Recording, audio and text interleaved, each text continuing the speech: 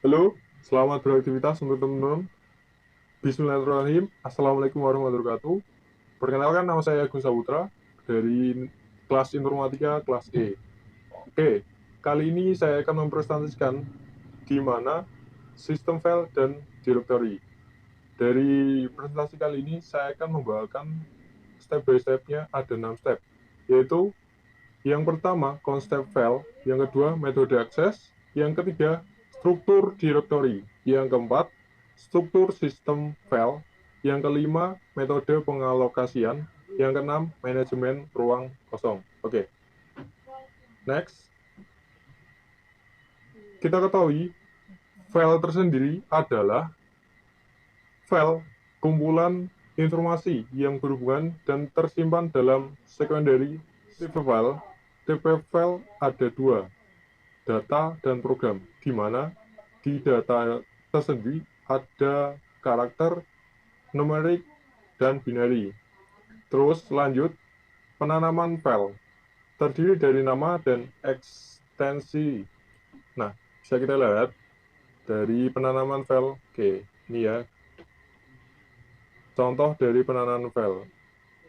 Ada attention dan mining. Di attention tersendiri ada file .bak dan miningnya yaitu backup file.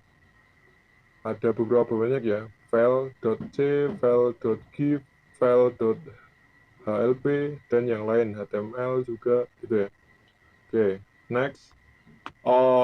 File memiliki atribut, ada beberapa atribut, yaitu ada nama file, lokasi, ukuran, waktu pembuatan, identitas pembuatan, dan proteksi informasi lain tentang file. Nah, itu yang sering atribut di filenya. Terus file mempunyai operasi pada file. Yang pertama itu membuat, menghapus, menutup, menulis, mencari, membaca, membuka. Menghapus dengan menyisakan atribut. Oke, next. Oke, di file ada tipe. Di sini saya akan memetakan tiga jenis berkas, akhiran, dan fungsi. Yang pertama, tipe file yang pertama itu executable.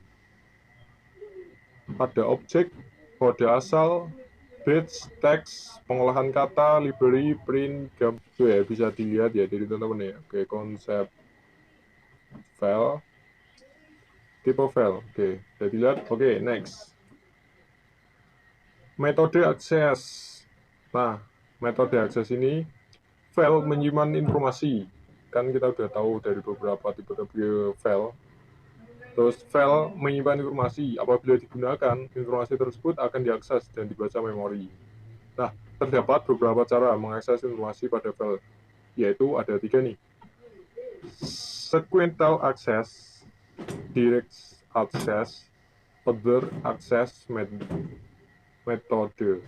Other access metode ada tiga. Oke, kita bedah persatu-satu. Yang pertama, sequential access, membaca semua bits atau record dari awal. Nah, tidak dapat melompat, hanya bisa melakukan rewind atau backup.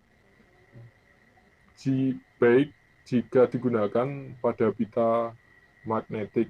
Nah, ini yang disebut sequential access. Oke, kita zoom. Ini, itu ya contohnya. Oke, lanjut. Direct access. Direct access ini, bits atau recordnya dibaca tidak berturut. Penting untuk informasi basis data. File dilihat sebagai deretan blok yang berindeks.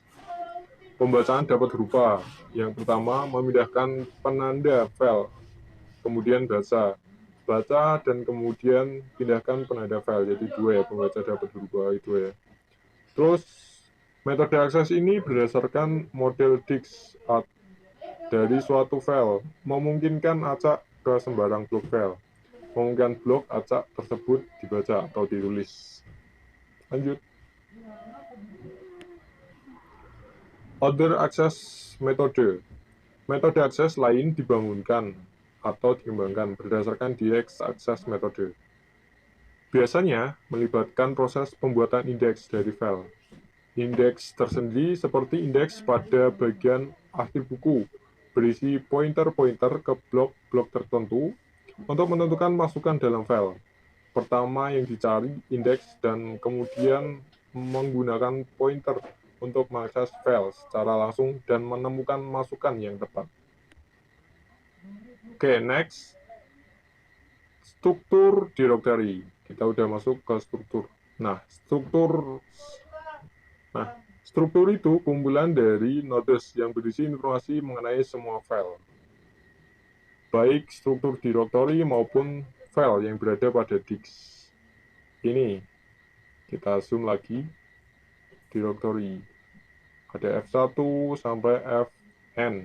Fn ini yang ditentukan, yang kita mau F sampai F berapa nantinya. Nah, struktur directory ada operasi pada directory. Operasinya yaitu mencari file, membuat file, menghapus file, melihat isi directory, ubah nama file, transfer sistem file, membuka directory, dan yang terakhir menutup directory. Terus strukturnya tersendiri ada single level directory, two level directory, dan three structured directory. Ada 3 macam tadi. Nah ya, kita bahas single level directory.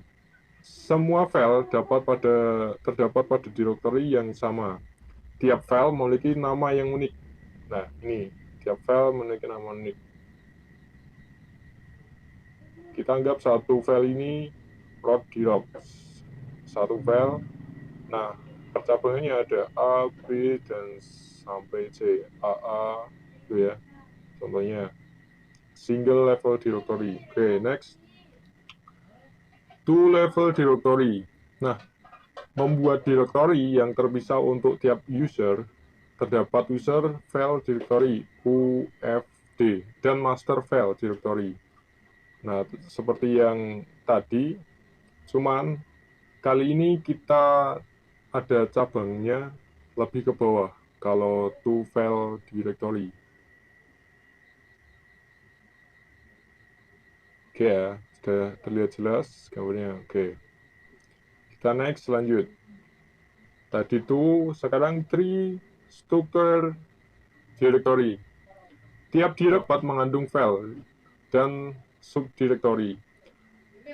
Current directory adalah directory yang baru-baru ini digunakan. Contohnya seperti gambar ini. Oke, kita zoom lagi. Sama ya, sama oke. Yang membedakan karena strukturnya 3, direktorinya berarti lebih ke bawah lagi. Oke, sudah terlihat jelas? Siap. Kita next. Grab directory. Tiap directory dapat mengandung file dan subdirectory. Current directory adalah directory yang baru-baru ini digunakan. Next, struktur file. Nah, struktur sistem file. Kita udah masuk di struktur sistem file. Struktur file, unit penyimpanan logika, sekumpulan informasi yang berhubungan. Itu struktur file. Jadi, sistem file berbeda pada media. Penyimpanan sekunder, disk. Karakteristik penting dari disk tersebut dapat ditulis ulang di disk tersebut. Hal ini memungkinkan untuk membaca dan memodifikasi dan menulis di disk tersebut. Dapat diakses langsung ke setiap blok di disk. Hal ini memudahkan untuk mengakses setiap file secara berurut maupun tidak berurut. Oke, next.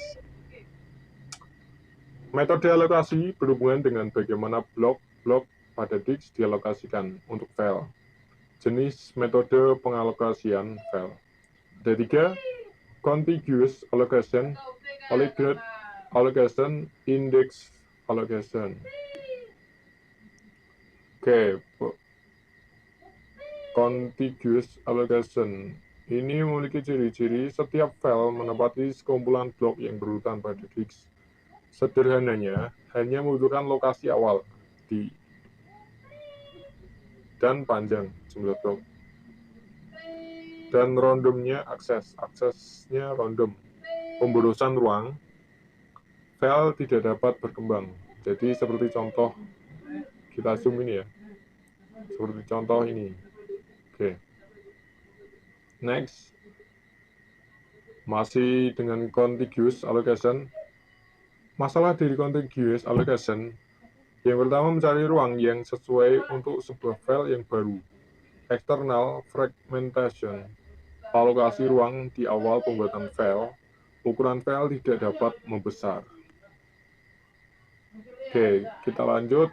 Linked allocation memiliki ciri dapat mengatasi masalah yang terjadi pada metode contiguous allocation. Jadi, masalah yang pertama tadi dapat diatasi di linked allocation. Dan setiap file diidentifikasikan dengan linked list dari blok-blok. Jadi, blok-blok tidak harus berkesinambungan dengan blok yang lain. Directory hanya menyimpan alamat blok pertama dan alamat terakhir. Hanya mendukung pengaksesan secara berurutan. Linked allocation juga punya masalah lambat dalam mengakses blok secara random, ruang yang dibutuhkan untuk menyimpan pointer. Jadi seperti ini ya, file allocation tabel. Itu ya, udah. Oke, next. Oke, yang ketiga, index allocation. Memiliki ciri setiap file memiliki indeks blok. Ini directory terdiri dari pointer ke indeks blok. Indeks blok merupakan suatu array yang setiap elemennya merupakan urutan blok dari suatu file. Mendukung akses blok secara langsung, tidak ada external fragmentation. Kita masuk manajemen ruang kosong. Untuk menyimpan tracks dari ruang disk yang kosong, sistem membuat daftar ruang kosong. Daftar ruang kosong tersebut menyimpan semua blok-blok disk yang kosong. Metode manajemen ruang kosong ada beberapa. Yang saya ambil ada 4. Bit vector, linked list, grouping, counting. Kita bahas satu persatu. Yang pertama, bit vector. Memiliki ciri ruangan-ruangan kosong diimplementasikan sebagai bitmap atau bit vector. Setiap blok direpresentasikan dengan 1 bit. Blok free sama dengan 1 dan blok digunakan sama dengan 0. Efisien dan simple dalam mencari n urutan blok kosong yang pertama. Jadi cukup efisien di bit vector ini. Contohnya ini. Saya zoom lagi. Seperti di mana blok-blok dari 2 sampai 27. Nah, maksudnya yang tadinya untuk blok-blok kosong sudah terisikan 2 sampai dengan angka 27. Itu bit-bit yang sudah digunakan, jadi sudah kosong, 0. Dan untuk yang belum digunakan berarti itu bit free, itu 1 ya. Jadi bitmap dari ruang kosong yaitu ini ya. Bitmapnya, contoh dari bitmapnya ini ya. Saya zoom, saya berbesar. Oke, paham ya? Next, membuat link antar blok-blok yang kosong di dalam disk. Setiap blok kosong memiliki pointer ke blok kosong berikutnya. Tidak efisien karena pengaksesannya dilakukan secara sekuensial. Grouping. Nah, menyimpan n buah alamat blok kosong ke blok kosong yang pertama. N min 1 blok berikutnya kosong. Blok terakhir dapat digunakan untuk menyimpan alamat blok pertama dari blok yang kosong lainnya. Counting, free space list, menyimpan alamat pertama blok kosong yang berurutan dan jumlah blok kosong yang mengikutinya. Oke. Oke, saya kira sudah dari pembahasan saya yang saya lakukan. Kurang lebihnya mohon maaf apabila ada kesalahan kata atau kekurangan kejelasan dari penyampaian saya yang saya sampaikan. Kita sama-sama belajar, jadi mohon maafkan, saya mohon maaf yang sebesar-besarnya. Mungkin itu aja yang saya dapat sampaikan di pembahasan kali ini. Lanjut